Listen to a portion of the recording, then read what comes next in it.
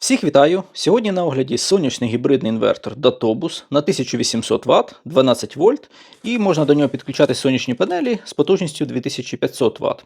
Такий досить компактний інвертор, порівняно з Anenji, який я тестував в минулих відео, на 2000 Вт, також 12 вольтовий. Цей компактніший, напевно, має меншу вагу. Я його дістану з коробки, зважу, бо Anenji мені здався занадто тяжким на ту потужність, яку він видавав, лише 1500 Вт. Подивимось, що цей інвертор зможе, чи видасть реальне 1800 Вт. В комплектації сам інвертор і інструкції Wi-Fi модуля не було. Можливо, можна замовити із Wi-Fi модулем, але той лот, який я замовляв, там не було Wi-Fi модуля. Інвертор був замовлений на AliExpress, і продавець відправив зі складу в Європі. Я запитував, чи є на складі в Європі, підтвердили, що так є.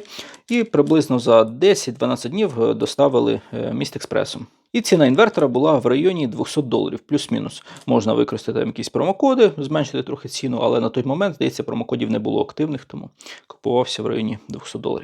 Під інвертором лежала планка для кріплення інвертора до стіни, вона прикручується окремо болтами, можна встановлювати, можна не встановлювати, якщо вам не потрібно кріпити інвертор до стіни. Інвертор важить менше 5 кг, 4164 грама.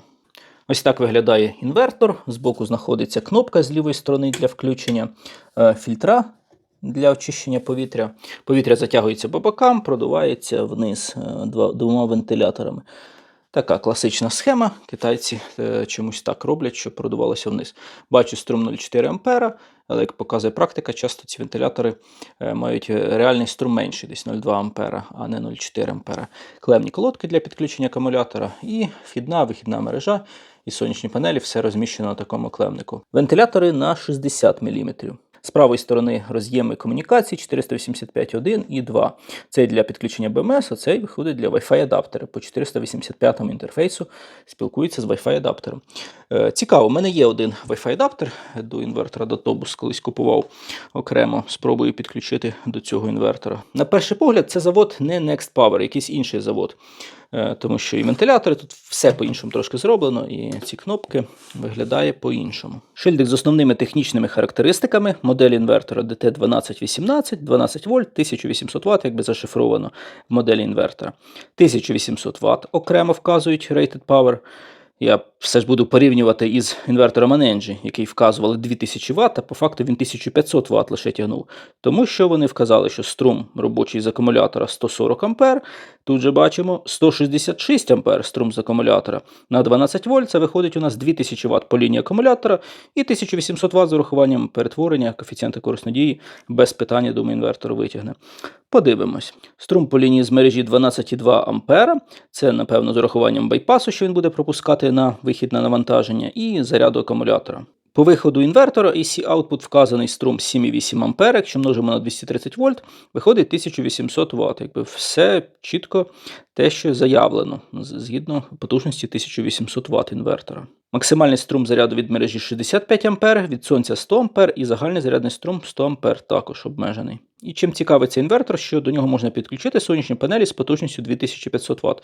Звісно, що на навантаження він віддасть лише 1800 Вт, але надлишки можуть йти на заряд акумулятора. Максимальна напруга підключення сонячних панелей аж 300 вольт можна підключити. Максимальний струм, правда, 15 А. MPPT Tracking Range може бути від 30 вольт до 240. Якщо одну панельку підключити, там з напругою 30-40 вольт, то можна буде взяти 500 Вт потужність по MPPT. Але загалом це непогано. Можна дві панельки підключити послідовно, питань немає. При струмі 15 А зможете взяти 900, там 1000 Вт. Три панельки послідовно, 4 так само. Напруга вхідна дозволяє максимально до 300 вольт. І щоб отримати максимальну потужність 2500 Вт, напруга має бути від 170 вольт. Ну, тут 180 вказано, в принципі, от на цю напругу і треба орієнтуватися. Щоб взяти 2500 Вт по сонячному полю, треба підключати панелі, виходить там 4-5 штук послідовно. Зняв верхню кришку, де підключається вхідна мережа, вихідна, сонячні панелі. Тут треба піддіти, щоб дістатися до клемника, підключити акумулятор. Я зніму кришку, покажу внутрішнє виконання, підключу температурні датчики, щоб тестувати під навантаженням. Підключив інвертор до лабораторника, перевірити холостий хід, включаю кнопкою. Для мене не дуже звичне меню, я з таким, напевно, перший раз стикаюся. В інструкції досить добре все описано. В інших інверторів воно трошки по-іншому виглядає нумерація, там параметри, але роздивимось, бо бачив там цікаві параметри. Значить, включаються вентилятори і постійно працюють вентилятори, постійно легка продувка. Загалом шум, скажімо так, не сильний. От в холостому режимі шум не сильний, але якщо будете знаходитись в одному приміщенні з інвертором, то, звісно, ви його чути будете. І кнопки тут, до речі, цікаво вони зробили. Зазвичай Escape іде зліва, Enter справа, тут Escape посередині, Enter, Up і Down по краям розмістили. Значить, щоб зайти в меню з параметрами, треба Enter натиснути, почекати і по черзі можемо переміщатися по параметрам. Інвертор показує, що на виході напруга 232 вольта, частота 50 Гц. І що акумулятор має низький рівень заряду. Це зараз вибраний свинцевий тип акумулятора, я не налаштовував ще взагалі інвертор. Дивимось на споживання, значить при 12 вольтах 26 Вт. Інвертор споживає на холостому ходу. Зменшую напругу 10,9 вольт. Інвертор сигналізує, що акумулятор розряджений. І споживання 22 Вт. При напрузі 13,5 вольт інвертор споживає 30 Вт. При напрузі 14,4 вольт споживання 32,7 Вт. Давайте 14,6 вольт, 33 Вт. Зняв верхню кришку з дисплею, розміщується дисплей, клавіатура і зараз демонтую цей пластик. Бачимо, значить, в лівій частині в нас розміщується низьковольтна частина, 8 транзисторів по 4 в плече. Ось такі низьковольтні транзистори встановлені. Якщо не помиляюсь, це MOSFET на 60 вольт, 160 ампер, здається. Є температурний датчик на радіатору, підключається на плату. І так само на високовольтному радіаторі бачимо, є температурний датчик. І причому цікаво, що ми через дисплей можемо бачити ці датчики. Там навіть 3 датчики є. Я не знайшов поки що третій датчик, де він знаходиться. Тут є вільне місце на платі NTC, бачимо, але там датчик не підключений. Можливо, під трансформатором десь знаходиться, чи на платі з процесором. Перевірю. Буду нагрівати датчики, подивимось. В принципі, якщо буду тестувати під навантаженням, то вже можна ці 2 датчики не встановлювати, а дивитися просто по дисплею температуру. Силовий трансформатор в стилі інверторів Datobus. Не перший раз вже зустрічаю в їхніх інверторах трансформатор саме такого плану, який намотаний плоскою шиною. Загалом це збільшує коефіцієнт корисної дії трансформатора, зменшує нагрів. Я думаю, в плані трансформатора тут нагріву його все буде добре. Дивився конденсатори, думаю, це мені здалося. Rubicon конденсатори, а ні, здалося. Ruyelicon. Є така японська фірма Rubicon. Відома на весь світ фірма по виготовленню конденсаторів. Ну, а це щось схоже на Rubicon. По високовольтній шині конденсатор 1 на 500 вольт, 330 мікрофарад. І по лінії акумулятора конденсатори на 50 вольт, 6800 мікрофарад, 4 штуки. На 12-вольтовий інвертор якби немає резону встановлювати на 50 вольт, ну, але нехай буде, можливо, одна платформа і на 24-вольтові інвертори. Це, напевно, перший інвертор, у якого на дисплеї відображається напруга по лінії високовольтної шини. Напруга ось на цьому конденсаторі. Там є контрольні точки, бас мінус, бас плюс. І ми можемо через дисплей побачити і напругу, і струм по шині інвертора. Якщо я відключаю, бачимо, як напруга падає на шині. Якщо включаю повторно, зараз напруга підніметься, якби буде накачка високовольтної шини. Накачав майже до 500 вольт і запускається в роботу. Не знаю, для чого звичайному користувачу ці дані, але в принципі класно, можна подивитися, зрозуміти, якщо якась проблема з інвертором, чи накачується напруга на високовольтній шині. Ці 2 дроселі, один для зладжування синусу разом з конденсатором працюють, і один PV-Boost-індуктор для MPPT-контролера. Ось сюди заходить напруга з панелей. Конденсатор по входу з сонячних панелей. Напевно, це PV-Boost-індуктор для MPPT. І тут розміщується транзистор і діод також для MPPT-контролера. IGBT-транзистор, це мікро G60T60AK3HD на 600 вольт, 60 ампер. І діод, подвійний діод MOS6060, також 60 ампер, 600 вольт. Ну, так, трошки з запасом для 15-амперного MPPT. Але, в принципі, завжди діоди і транзистори з запасом встановлюють. Значить, бачимо цей високовольтний радіатор. Типу він поєднує і нарізку синусу, і випрямляє синхронний, і MPPT. Все йде на одному радіаторі. Транзистори встановлені через термопрокладку. Високовольтні транзистори G60T65. Це 650 вольт, 20 ампер. Загалом на потужність 1,8 кВт начебто нормально. Клемник для підключення такий трохи бюджетний, але для 1,8 кВт, в принципі, має тримати. По входу не бачу дроселів синфазних, якби трохи схемка спрощена в плані фільтрації. Ось тут, здається, мав би бути якийсь синфазний дросель разом з конденсатором, впаяні просто перемички замість нього. Стосовно вхідної мережі, об'єднання нулів, значить, у нас є 3 реле. Верхнє реле, до нього йде фазний провід на вихід, воно відповідає за відключення на навантаження, коли в нас перевантаження інвертора. Це реле відключає вхідну фазу, ось вхідна фаза. А це реле відключає 0. Я туди вже спробував, вкрутив болт. Он на платі бачимо болт NPE. І цей болт дає можливість, щоб коли інвертор працює від акумулятора, було об'єднання вихідного нуля і землі. Якби NG bonding, як називається. Об'єднання буде відбуватися не тільки коли інвертор працює від акумулятора, а й коли просто відключений. Тому що там перекидне реле, і воно підключає якби 0 інвертора або до мережі, або на землю. Садить при умові, якщо болт вкручений. Якщо я зараз його відкручу, он зняв болт NPE, і 0 вже не об'єднується з землею. Загалом я не бачу великої проблеми, якщо ми просто 0 вхідний і вихідний об'єднаємо, так як у нас тут синфазних дроселів фільтрації мінімум, воно буде працювати із об'єднаним нулем. Але більш правильно, якщо ви вкрутите туди болт, і у вас при роботі від акумулятора інвертор буде об'єднувати 0 на землю, але у вас має тоді бути земля. Тому загалом можливий і один і інший варіант, якщо вам треба на виході чистий 0 для котла, наприклад. В інструкції також є 28-й параметр Equipment Neutral Grounding. Типу, що цей параметр можемо включити, і тоді буде об'єднання нуля і землі при роботі від акумулятора. Але навіть в інструкції вказано, що цей параметр This setting is invalid, що цей параметр не використовується. Я думаю, є модифікації інверторів, де є окреме реле, і воно перемикається в залежності від цієї функції on або off. А тут, так як у нас 0 відключається від інвертора реле, оцим реле нижнім, і воно просто перекидне на 3 контакти, і коли інвертор відключений або працює від акумулятора, то відповідно відбувається заземлення нуля. Я вже перевірив цей 28 параметр, він не працює. Неважливо, що я включаю-відключаю, об'єднання нуля не відбувається із землею. Воно відбувається автоматично через реле просто. Бо, напевно, є модифікації інверторів, в яких встановлене окреме реле, яке відповідає лише за об'єднання нуля із землею окремо. Наприклад, 0 від мережі може відключатися чи не відключатися своїм реле, і окреме реле для NG-бондінгу. 485 плати для підключення BMS і Wi-Fi модуля, вони майже ідентичні, але трошки відрізняються. Під 90 градусів до основної силової плати розміщується плата з процесором. Бачимо маркування DT1218M, що означає інвертор на 12 вольт, 1800 Вт. Загалом в плані ремонтопригодності добре, що ми можемо виняти цю плату, замінити на якусь іншу, але, звісно, скоріш за все, нам доведеться звернутися до виробника, щоб придбати таку плату. Кому цікаво, який процесор встановлення, зараз виведу на екран фотографію. Піщалку я одразу заклеїв, тому що через меню не можна відключити повністю звук. І під час включення інвертора одразу видно, що це модель на 12 вольт, 1800 Вт. Значить, зумер відключається цією кнопкою Enter. Ми бачимо динамік закреслений, але все одно, коли натискаю кнопки, то він видає звуки. Повністю відключити або я не знайшов як, або, скоріш за все, не можна.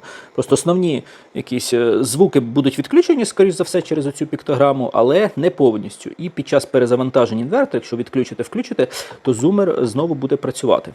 Інвертор вміє працювати без акумулятора. Для цього в інструкції є спеціальний параметр. Можемо виставити роботу без акумулятора.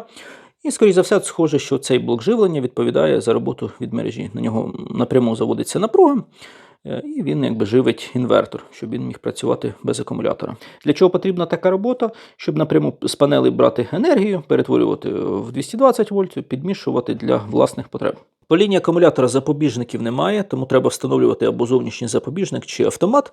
Бачимо силові контакти доріжки посилені такими провідниками товстими. І по цій стороні.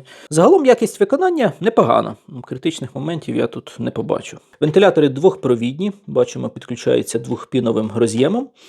Значить, регулювання обертів відбувається просто по напрузі. Якби контролер, який регулює напругу, подає шим-сигнал. Інвертор не вимірює оберти вентиляторів, тому що вони лише двохпровідні.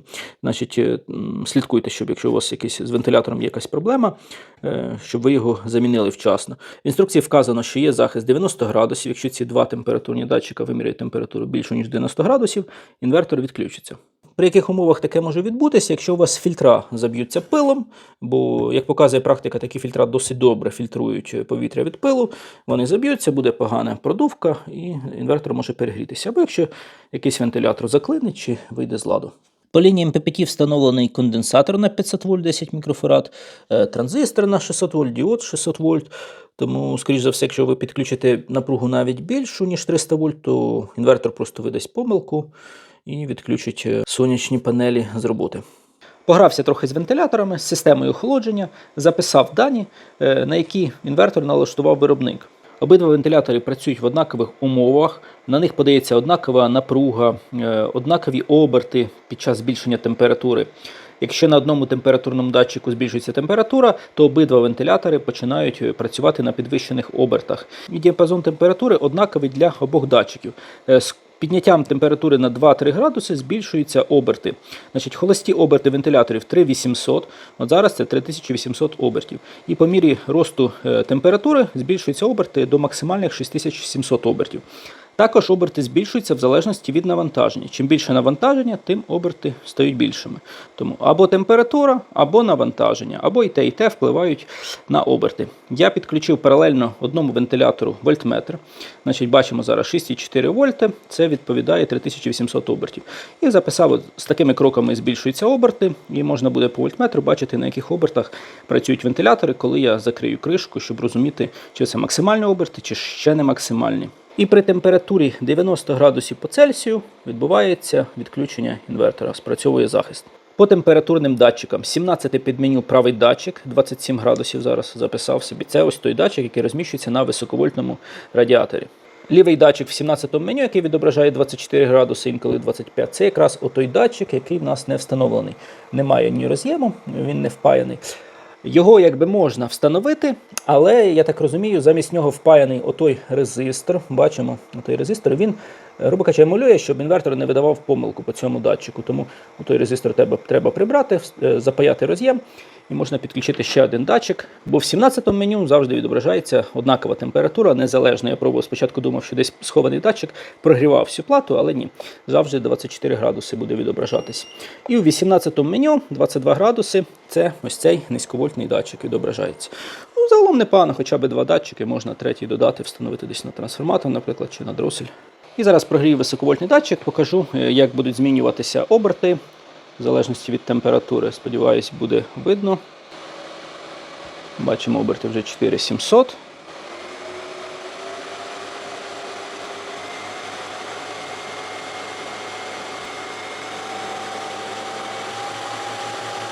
Це вже максимальні оберти.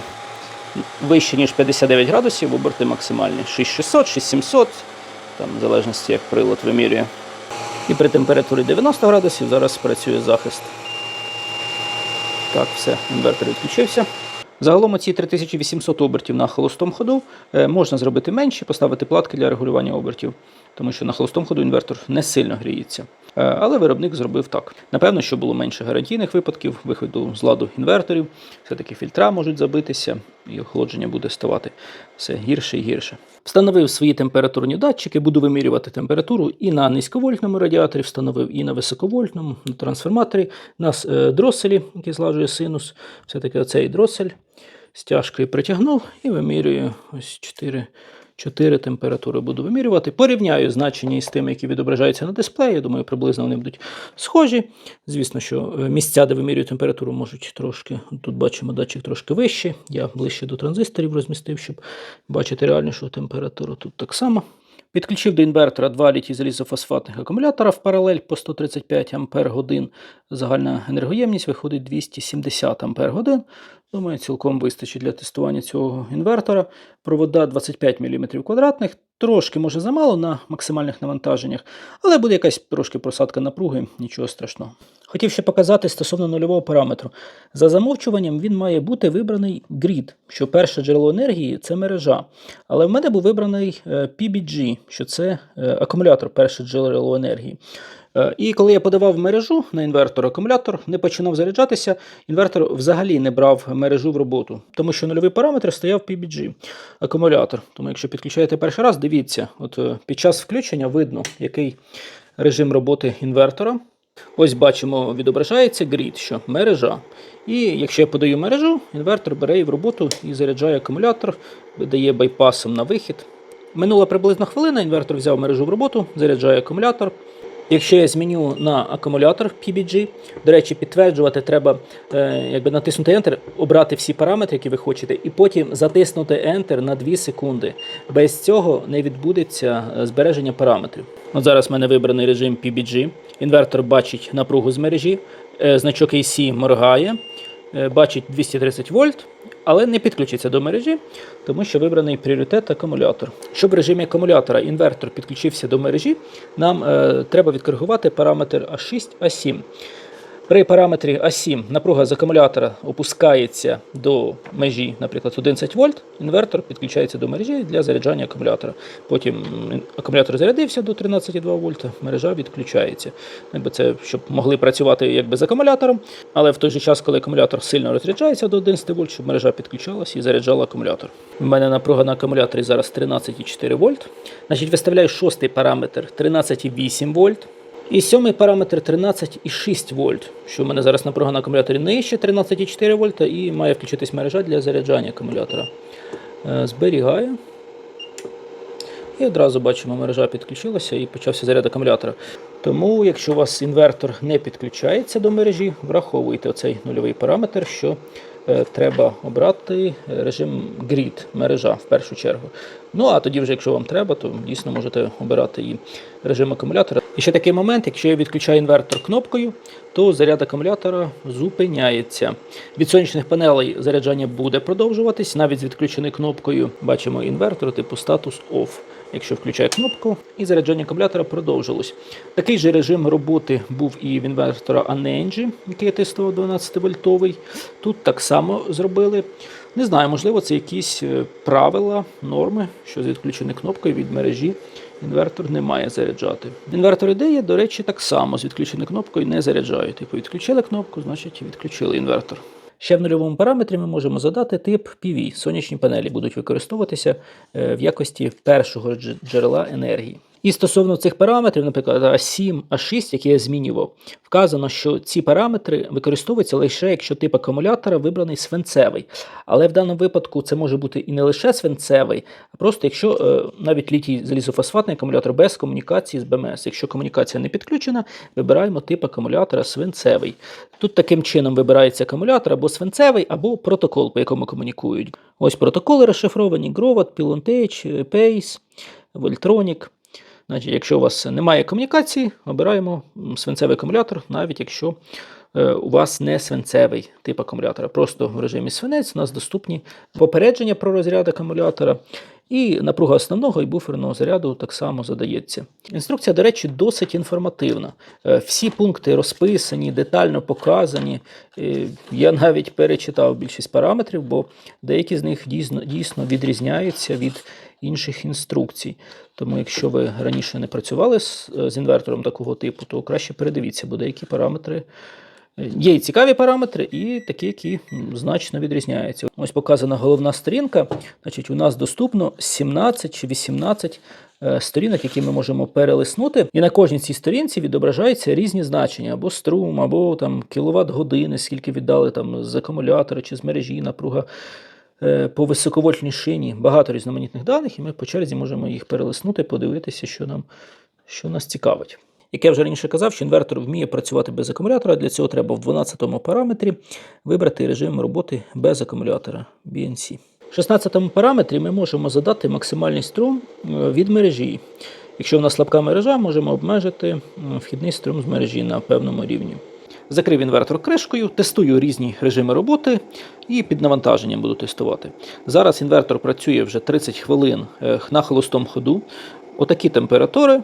33 градуси найбільша температура трансформатор, дорослий 25, високовольтний радіатор 27 і низьковольтний 24. Холодний інвертор. В принципі, можна було би і менші оберти робити вентиляторів. Зараз бачимо напруга 6,5 вольт, 3800 оберти на холостому ходу. Тому загалом, якщо у вас є бажання, можна поставити платки для регулювання обертів і трошки зменшити оберти, щоб на холостому ходу були менші оберти. Температура високовольтного радіатора по інвертору 26 градусів, по моєму приладу 27. І низьковольтний радіатор має 23 градуси, по моєму 24,5. Трошки місце встановлення може відрізнятися, там невелика похибка, я думаю, буде. Але загалом показники співпадають. Буду тестувати зараз під навантаженням, підключив осцилограф, бачимо синус красивий рівний, струм по лінії акумулятора, холостий хід.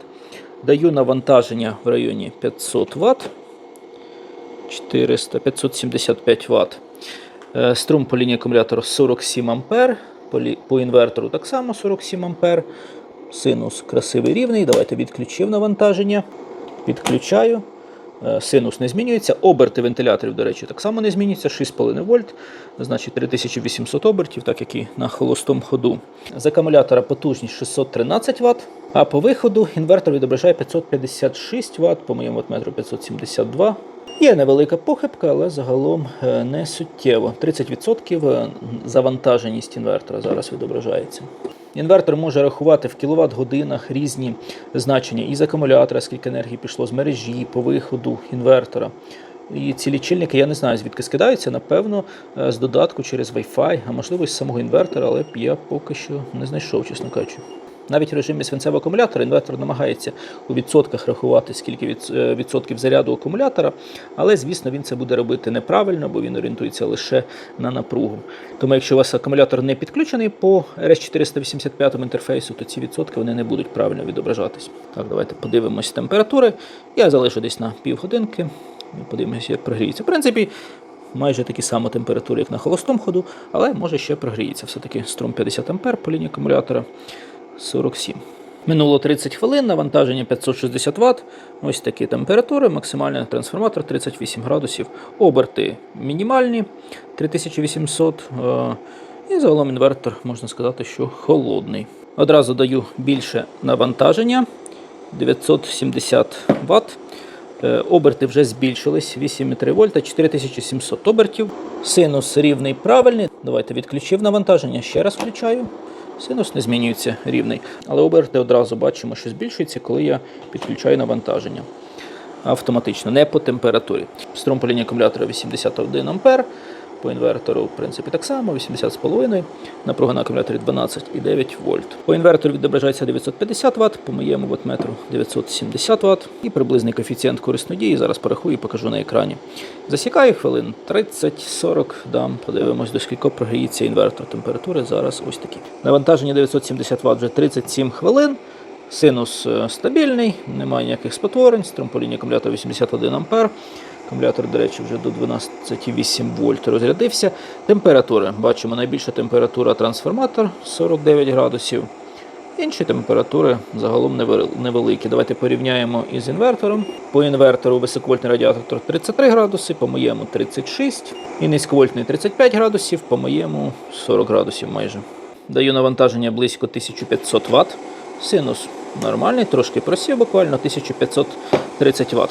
Так, оберти вентиляторів 11,7 вольт. Це в нас 6100 обертів на 1500 Вт навантаження. Шум від інвертора вже більш помітний.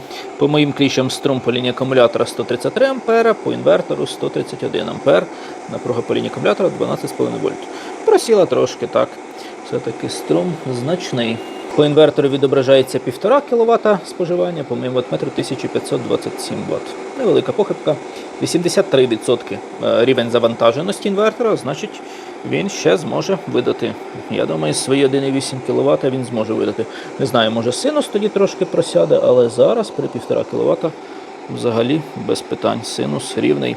А Ненджі на 1,5 кВт вже синус обрізав. Ну і максимум, що він тягнув, 1,5 кВт.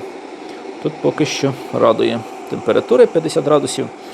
Добре, засікаю 20 хвилин до 60 хвилин. Почекаю, подивимось, наскільки прогріється інвертор. Навантаження 1530 Вт, 20 хвилин, синус нормі, оберти вентиляторів такі само, 6100 обертів. Трошки не вистачає по температурі для переходу на наступний рівень по обертам. Високовольтний радіатор 38 градусів по інвертору, низьковольтний 52. І по моїм температурним датчикам ось такі температури. Найбільша температура трансформатор 77,1 градус. Низьковольтний радіатор по моїм датчикам 63 градуси, а високовольтний 41. Давайте я спробую більше навантаження в районі 1800-1900 Вт. Можливо, інвертор буде вже перевантажуватись. Дивіться, синус. Можна сказати, що ідеальний. Майже 1900 Вт. Так, моргає помилка по перевантаженню. 165 А по лінії акумулятора. По моїм кліщам 173 А. Є похибка у вимірюванні, не знаю, хто правильно відображає. По інвертору 166 А максимальний струм відображається. І це бачите, що акумулятор 12,2 вольта. Можна сказати, номінал інвертора, і інвертор тягне навіть 1900 Вт, хоча його номінал 1800 Вт. А не NG-інвертор, що він там видавав? Він не тягнув навіть свої 2 кВт, що було заявлено. Цей навіть з перевантаженням працює. Температури так ростуть, але поки що все добре. Ось тут знизу видно трошечки невеличке спотворення синусу, але загалом непогано. Це ж з перевантаженням. І він працює. Це я відключив зумер. Якщо я включу, то він буде сигналізувати помилку. Звук зараз відключений. І вентилятори вже дують на максимальних обертах 13,1, 13,2 напруга. Значить, оберти максимальні. Ну, загалом непогано. При напрузі 12 вольт. Цей акумулятор в мене вже просівший. Там відсотків 30-40 заряду залишилось. Бачимо, з акумулятора береться потужність 2 кВт, 2,02. І по виходу 1,84, по моєму вольтметру 1,88. 37 градусів високовольтний радіатор, в мене 39.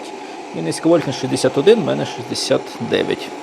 Довгочасно я тестувати не буду, давайте ще пару хвилин потестуємо. Все-таки на максимальній потужності такий струм 180 А, звісно, не бажано такі інвертори навантажувати, але може. Для запуску того ж насосу свердловини я, до речі, спробую, щоб накачати воду. Я думаю, потужності цілком вистачить. Буду відключати навантаження, майже 7 хвилин він тягнув, 85 градусів трансформатор прогрівся. Синус, в принципі, без змін. До речі, яка напруга? 228 вольт. У мене виставлено 230 вольт робоча напруга. Загалом непогано, я вважаю. Тягне так, якщо, звісно, включити 1,9 кВт там на півгодинки на годину, то він, скоріш за все, перегріється. От по низьковольтному радіатору майже вже дійшло до 90 градусів і спрацює захист. Але по інвертору, до речі, лише 71 градус, так що ще 20 градусів в нього є запас по температурі. Добре, відключаю навантаження. Синус одразу вирівнявся. Вентилятори працюють ще на максимальних обертах, щоб продути інвертор, тому що температури все-таки більше, ніж максимальні 59 градусів, і тому він тримає 6700 обертів. Так, звісно, на максимальній потужності інвертор досить сильно шумить вентилятори. Але коли продується, то бачимо, вже почали знижуватися оберти. 12,4 вольт, це 6400 обертів, 11,7 вольт. Але і струм був майже 175 А. Треба розуміти, що якщо по 12 вольтах ви хочете отримати велику потужність, то буде великий струм, відповідно будуть нагріватися низьковольтні кола. До речі, я розраховував коефіцієнт корисної дії. Майже при всіх навантаженнях він виходить в районі 92-93%. Ще давайте перевірю запуск насосу свердловини. Номінальна потужність 1400-1500 Вт. Дивимось і на синус, і на потужність по ваттметру. Підключив.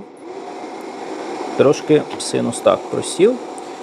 1500 Вт під час запуску. Ну, все-таки пускова потужність насосу там може бути і в 2, і в 3 рази більша від номінальної. 138 А кліщі зафіксували максимальний струм.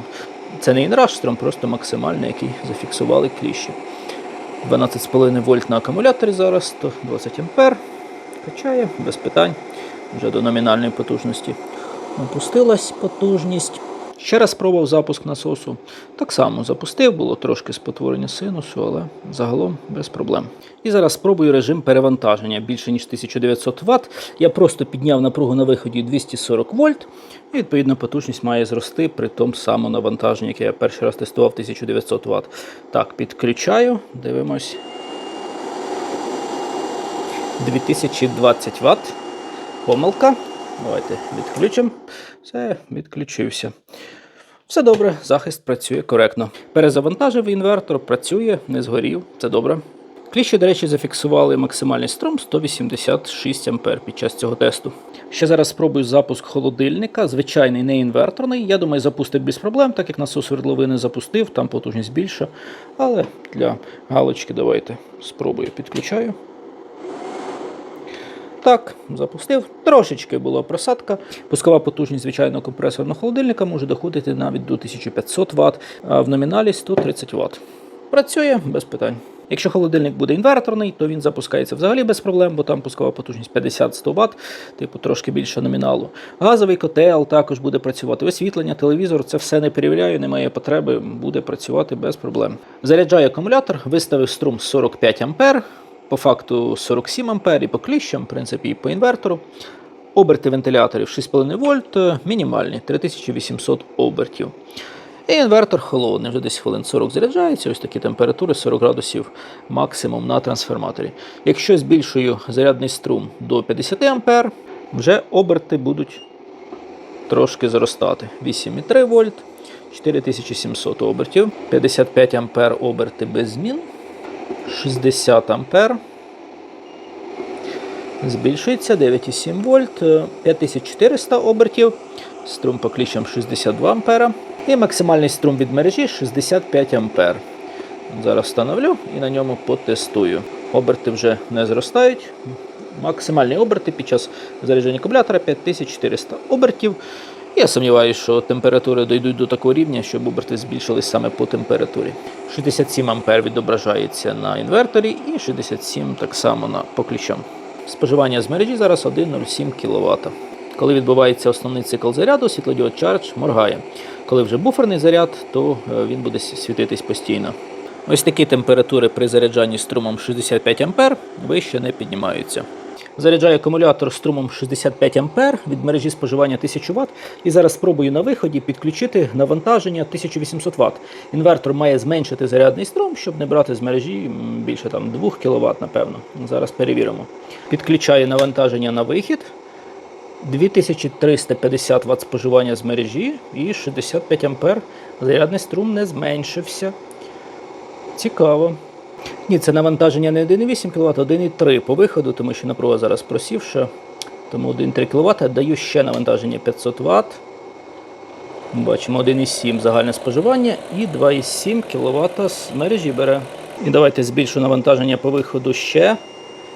Одразу відображає перевантаження 1,93 кВт. Я думаю, короткочасно потягне, а далі вже відключить 3 кВт споживання з мережі було. Загалом класно, що не скидає зарядний струм. Зарядний струм залишається 65 А. Знову збільшує 3 кВт, 65 А струм. Вхідне реле в інверторі встановлене на 16 А. Якщо я включаю знову навантаження, бачимо 16 А. Це якраз максимум інвертора. На цей струм виробник і розраховував 16 А. Зараз спробую мінімальну напругу з мережі, з якою інвертор буде заряджати акумулятор. В інструкції вказано в режимі UPS від 165 вольт до 280 і в режимі APL 120 вольт 280. Верхню я не буду перевіряти, в принципі це і не так важливо. Ви можете реле напруги налаштувати, щоб інвертор відсікав. Хоча, я думаю, до 280 інвертор має заряджати. Зараз перевірю саме мінімальну напругу. Зараз режим UPS, 14 параметр, режим UPS. В цьому режимі інвертор і швидше переходить на акумулятор, має десь за 10 мілісекунд, я ще перевірю. Але мінімальна напруга лише 165 вольт. Інвертор почав заряджання акумулятора 204 вольта, зменшує на латрі напругу. Дивимось в режимі UPS, коли відбудеться відключення. 170 ще заряджає. І 165 вольт нижче все, відключає мережу. Тепер давайте режим APL, зменшує напругу. Інвертор вже працює навіть менше, ніж 165 вольт, 140 вольт вхідна мережа, 130,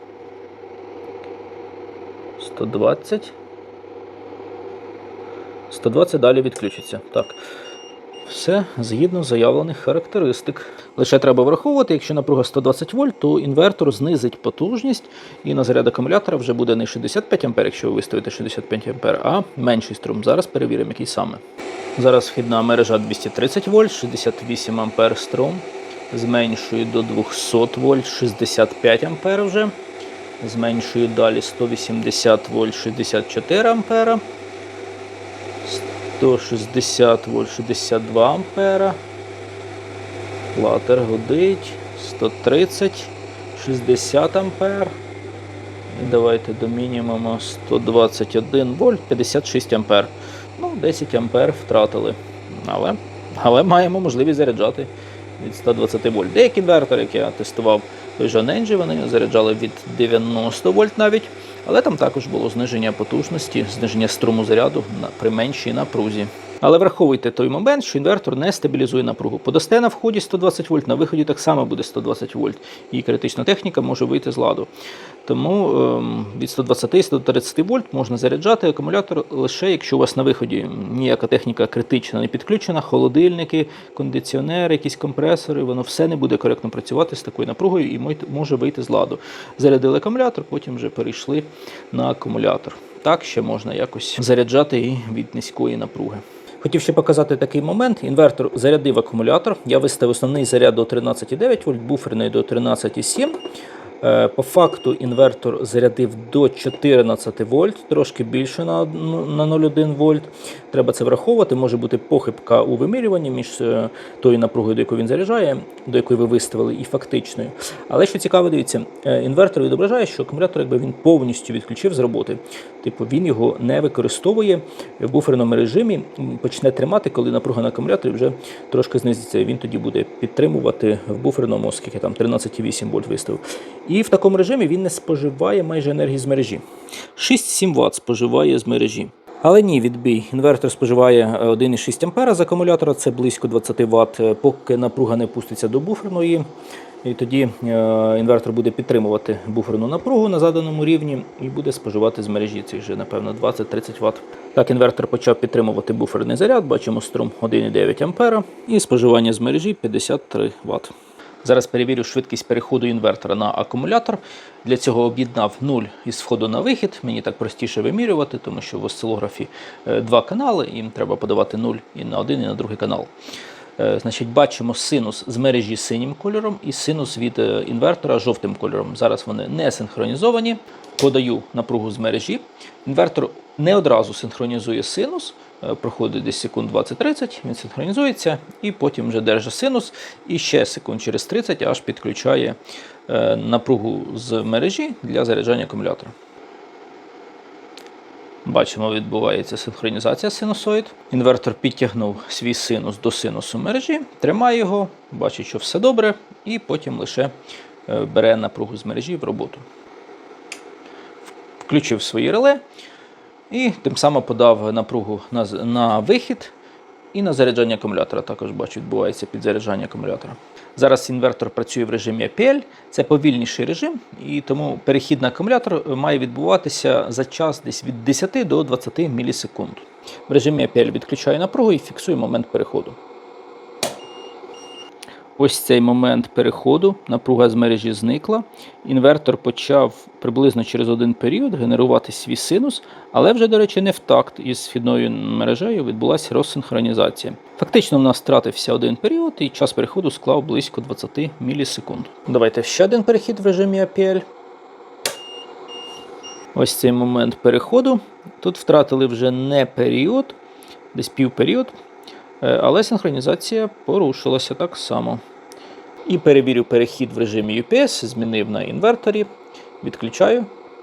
Тут же перехід кращий, втратили півперіод і синхронізація залишилася із вхідною мережею. Бачимо, загалом перехід майже ідеальний. Загалом по швидкості переходу все згідно заявлених характеристик. В режимі APL до 20 мілісекунд, в режимі UPS до 10 мілісекунд. Якщо у вас критична техніка, краще використовуйте режим UPS, якщо комп'ютер. В принципі, холодильники також краще будуть працювати, компресор точно не зупиниться. І на 10 і на 20 мілісекундах компресор зазвичай не зупиняється. Але для комп'ютерів краще режим UPS. І синхронізація синусоїди краще відбувається.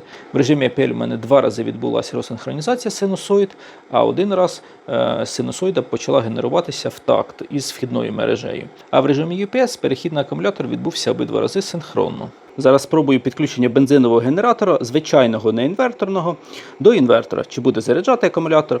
Значить, бачимо синім кольором це синус від генератора, осцилограф по ньому синхронізується, жовтим кольором то синус інвертора. На даний момент режим UPS, ось режим UPS. Спеціального режиму GEN тут немає, лише UPS або APL.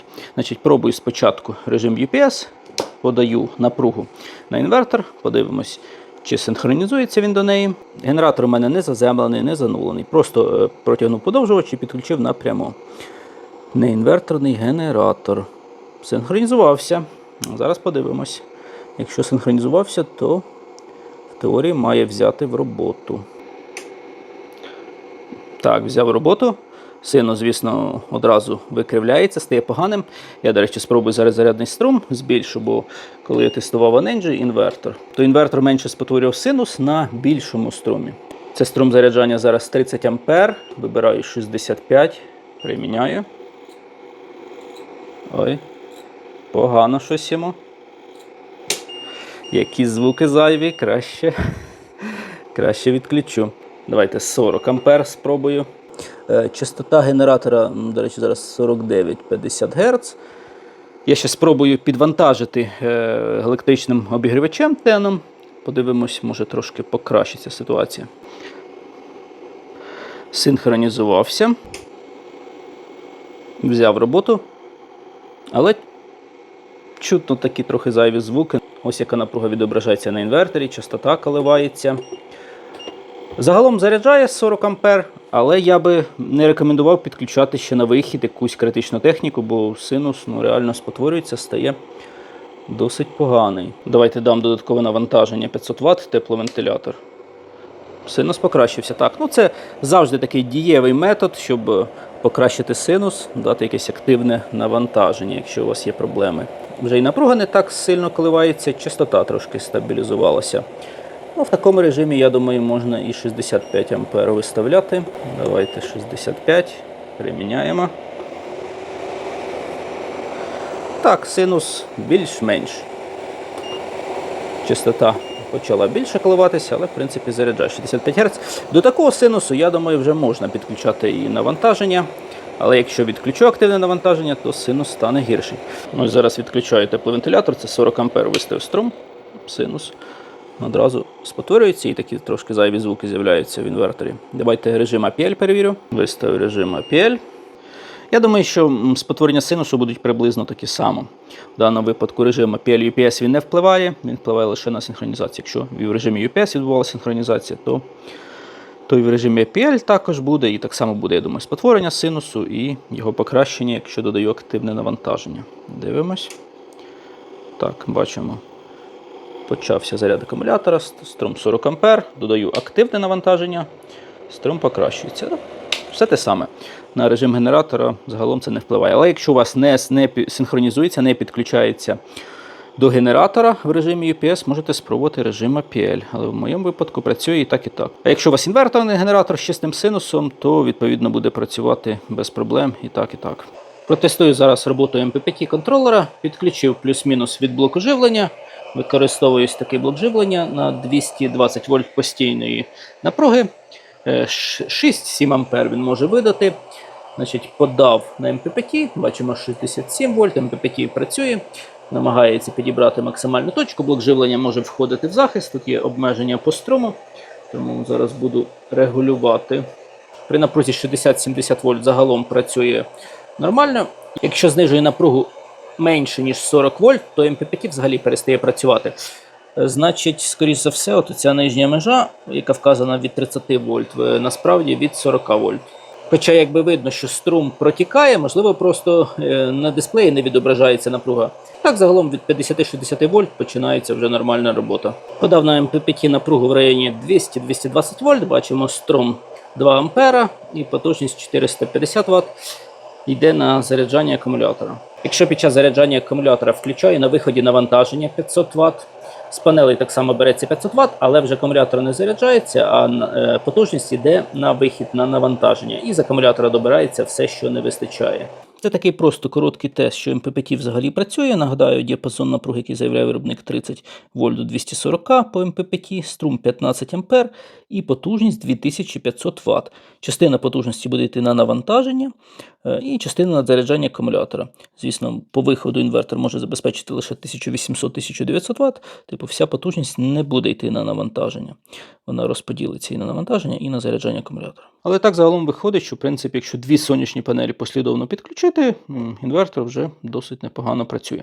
Але чим напруга вище до 180 вольт, тим буде робота MPPT ефективніша. В інструкції досить добре описані режими роботи MPPT-контролера. Інвертор може працювати навіть в режимі Grid-Tie, що він буде використовувати сонячну енергію для власних потреб, на навантаження, для заряджання акумулятора і надлишки віддавати в мережу. Звісно, що тут не можна підключити зовнішній трансформатор струму, лімітер, щоб обмежувати якось віддачу, лімітувати за рахунок трансформатора струму. Просто всі надлишки, якщо у вас акумулятор заряджений, немає власного споживання, всі надлишки тоді будуть йти в мережу по зеленому тарифу. Можна налаштувати, щоб сонячні панелі використовувалися в першу чергу, або режим акумулятора, гібридний режим роботи. В гібридному режимі вже сонячна енергія не віддається в мережу лише для власних потреб. І останній режим off-grid, без використання мережі. Ці режими налаштовуються в 16-му параметрі. Бачимо, можемо змінити. І також Output Priority Setting, нульовий параметр, який вже я показував раніше. Я спробував підключити Wi-Fi, в мене був ось такий адаптер, він працює через додаток Smart ESS, але він не запрацював. Я не впевнений, що він по 485 інтерфейсу працює, можливо, це 232 інтерфейс. Для цього інвертора треба, щоб був додаток Solar of Things. Є спеціальні адаптери, я залишу посилання на цей адаптер, який має працювати з цим інвертором. Ось така розпіновка використовується. Перший, другий пін 485 інтерфейс і живлення самого Wi-Fi адаптера, четвертий пін і восьмий. Цей адаптер купувався для інвертора на 11 кВт, щоб потестувати, але, на жаль, не підходить до інвертора на 1,8 кВт. І ще побачив 29-й параметр, в якому можна скинути лічильники генерації. Думав, що лише через Wi-Fi скидаються, але є окремий параметр. Вирішив я одразу встановити плату регулювання обертів вентиляторів, щоб понизити мінімальні оберти, оці 3800 обертів, приблизно десь до 1500. Встановлення максимально просте, вентилятори не мають 3-4 проводу, лише 2 проводи, відповідно немає контролю обертів. Просто підключаються до плати 2 вентилятора. Один вентилятор підключив я до стандартного роз'єму, який йде на платі, а інший роз'єм я впаяв з зворотньої сторони плати. Можна, в принципі, їх відкусити, ці роз'єми, з'єднати просто на проводах. Якщо у вас немає таких роз'ємчиків окремо, можна просто взяти з одного роз'єму живлення для плати, сюди підключити. І так само 2 вентилятори об'єднати і підключити просто в один роз'єм. Температурний датчик я встановив на високовольтний радіатор, цього цілком достатньо, щоб адекватно регулювати оберти. Яка ідея? Що початкові оберти я виставляю десь 1500 обертів, і температурний режим такий, що при 35 градусах по Цельсію починають оберти збільшуватися, і на 45 градусах вже стають на цьому рівні 4700 обертів. Я просто зменшую ці мінімальні оберти. А далі, при температурі 45 градусів і вище, вже інвертор буде регулювати в залежності від своєї цієї температурної сітки і від навантаження по виходу інвертора. Я вважаю, це такий адекватний режим роботи, просто щоб понизити на холостому ходу оберти. І коли заряджаємо від мережі, так само оберти може трошки понизитися, а якщо температура буде більше, ніж 45 градусів, то тоді оберти вже повернуться до своїх стандартних значень, які були. Поклав сюди мікрофон, щоб ви чули і бачили реальний шум від вентиляторів. Значить, мінімальні оберти виставляю, виходячи із режиму роботи. Якщо я ставлю ще менші, то вентилятори вже такими ривками працюють. Тому що тут шим-сигнал, не постійна напруга 12 вольт, але для платки цілком достатньо. Трошки більше від мінімальних встановив. Оце оберти зараз, які я залишаю, і включу для порівняння ті, які були з самого початку. Загалом інвертор стане трошки тихіше, якщо він не буде нагріватися. По налаштуванню платки, коли вона просто включена, ви виставляєте ці початкові оберти, які вам треба. Один раз натискаємо, оберти збільшуються, 2 рази зменшуються. Далі треба задати температурний діапазон, при якій температурі оберти будуть далі збільшуватися, і при якій температурі, при якій дельта температур, оберти вже будуть максимальні. Буде подаватися просто вхідна напруга від інвертора. Значить, затискаю цю кнопку. Моргає другий світлодіод, це я виставив 35 градусів, що початок збільшення обертів буде відбуватись при 35 градусах. Натискаю ще раз, моргає швидко ще раз другий світлодіод, дельта 10 градусів. Значить, при 45 градусів 35 плюс 10 вже буде подаватися напруга просто з інвертора. Ту напругу, яку видає інвертор для регулювання обертів, той шим-сигнал. І Я вважаю, що це такий адекватний режим роботи. Оці два роз'єми, з яких були підключені вентилятори, вони запаралелені. Відповідно, коли я взяв живлення для цієї платки з одного роз'єму, то ніяких проблем, все одно вони там запаралелені. Ось тут розмістив плату регулювання обертів, є доступ до кнопки, можна змінити температурний режим за потреби і кришкою закрити. Платка поміщається. Стосовно робочого струму цих вентиляторів, на них вказано 0,4 А струм, але перевірив по факту, вони споживають десь 0,25-0,3 А на максимальних обертах. Ця платка розрахована на струм 0,8 А, відповідно, два вентилятора від однієї плати можна підключити взагалі без жодних проблем. Я протестував роботу інвертора при навантаженні 500 Вт, хвилин 30 працював, відключив щойно навантаження. І ось такі температури, трансформатор 42 градуси, високовольтний радіатор 35-36 градусів був. От загалом все добре. Відео вийшло досить довге, але я хотів показати весь функціонал інвертора, всі параметри, характеристики. Із мінусів інвертора не ідеальна робота з неінверторними генераторами. Але більшість гібридних інверторів саме так не ідеально і працюють. Треба заряджати струмом до 50 А або додавати ще якесь активне навантаження в паралель. Із моєї практики лише Anengy 12 вольт ідеально працював з неінверторним генератором при невеликих зарядних струмах, а на малих зарядних струмах він також викривляв синус генератора. Ще один із невеликих мінусів інвертора – досить великі оберти вентиляторів на холостому ходу і при малих навантаженнях чи заряджанні акумулятора. Інвертор холодний і оберти вентиляторів можна зробити менші, що загалом я і зробив, встановивши плати регулювання обертів. Загалом навіть з тими обертами, що були, інвертор не сильно шумить на малих навантаженнях, але якщо можна зробити його ще тихішим, то чому б не зробити. Добре, що інвертор має регулювання обертів вентиляторів з заводу і постійну продувку. За рахунок цього інвертор не сильно нагрівається і шумить лише за потреби під час великих навантажень. Із плюсів, інвертор дуже компактний, реально тягне 1800-1900 Вт від акумулятора. Це класно. Загалом всі характеристики, які заявлені, відповідають дійсності, а не так, наприклад, як в інвертора Anengy, заявлена потужність 2000 Вт, а він видає лише 1500 Вт від акумулятора і при цьому синус стає спотворений. Інвертор може заряджати акумулятор струмом 65 А від мережі або загальний струм сонце плюс мережа 100 А. Відповідно, можна підключати акумулятор з ємністю навіть 300 Ах або і 600 Ах і досить швидко його заряджати. Є можливість комунікації з БМС акумулятора та підключення Wi-Fi модуля. Ще плюс можливість підключення сонячних панелей з потужністю аж 2500 Вт. І широкий діапазон напруги MPPT контролера. Провода для підключення акумулятора обирайте 25 мм квадратних. Якщо будете навантажувати 1800 Вт, краще обрати 25 мм квадратних. Для підключення мережі вхід і вихід достатньо 1,5 мм квадратних. Загалом інвертор досить якісно зібраний і вартує уваги. На мою думку, можна купувати. Дякую всім за перегляд і гарного дня!